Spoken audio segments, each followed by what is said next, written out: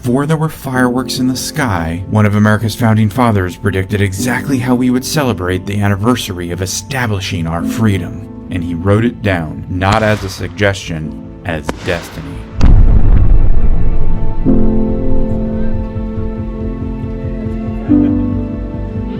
July 2nd, 1776. Inside a sweltering room in Philadelphia, delegates at the Continental Congress make a decision that will either birth a nation or sign their own death warrants.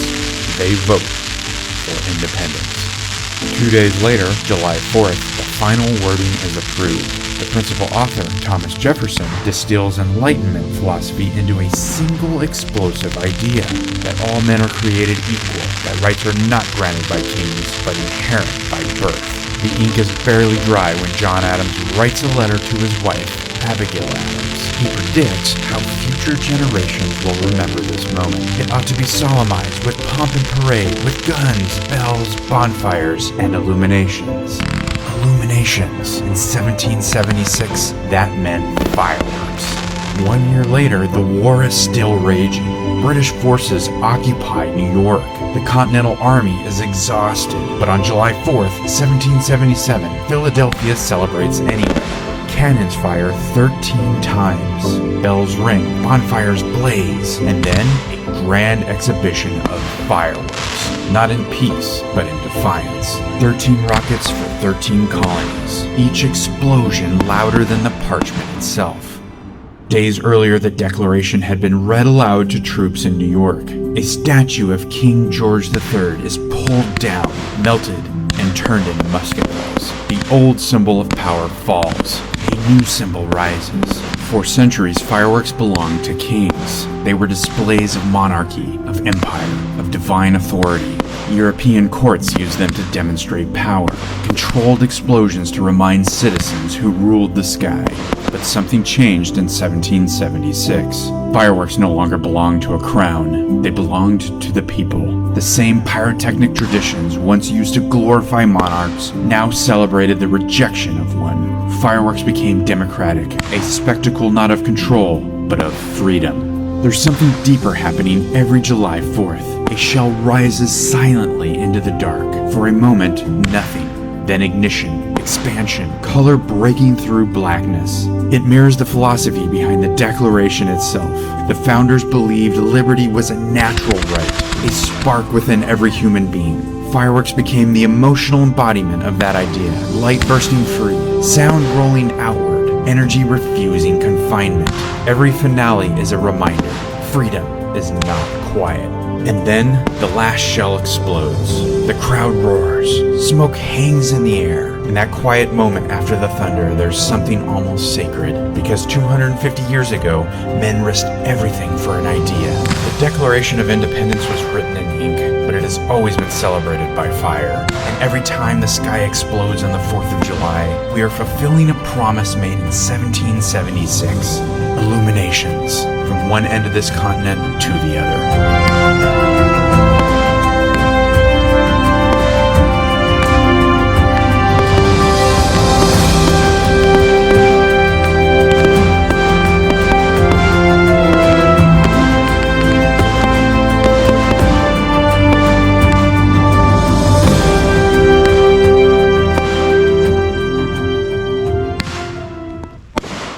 And now, ladies and gentlemen, please rise for the singing of our national anthem.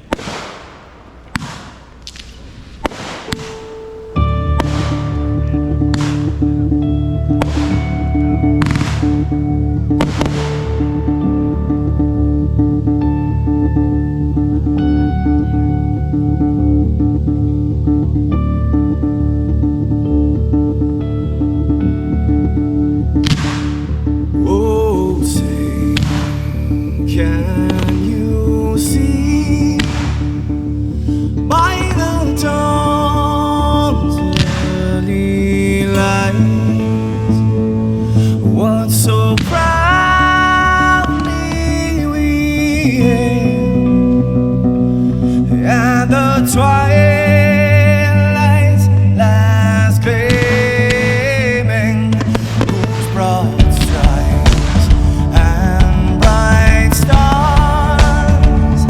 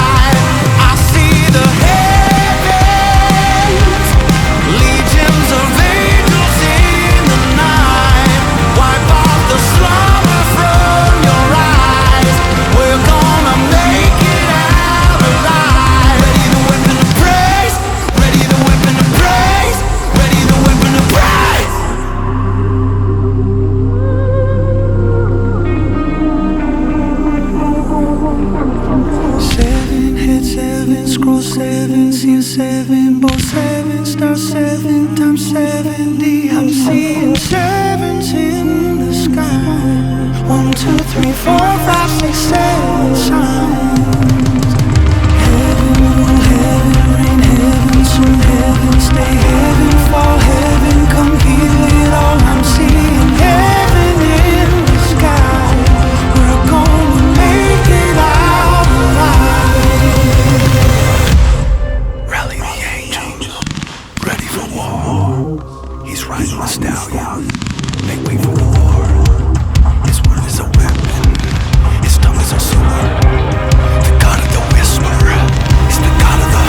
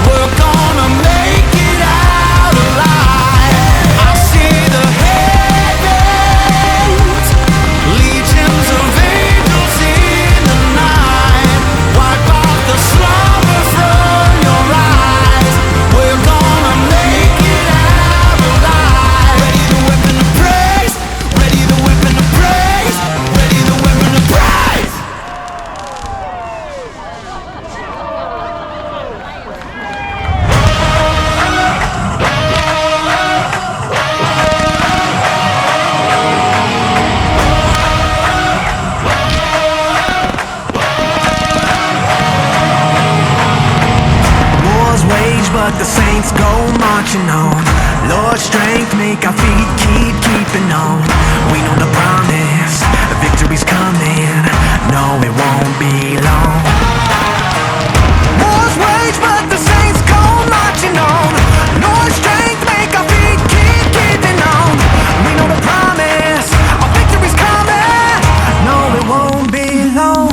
Devil may try to fight it, enemy may deny it, but the victory is already installed. Like thunder from the sky and roaring like a lion.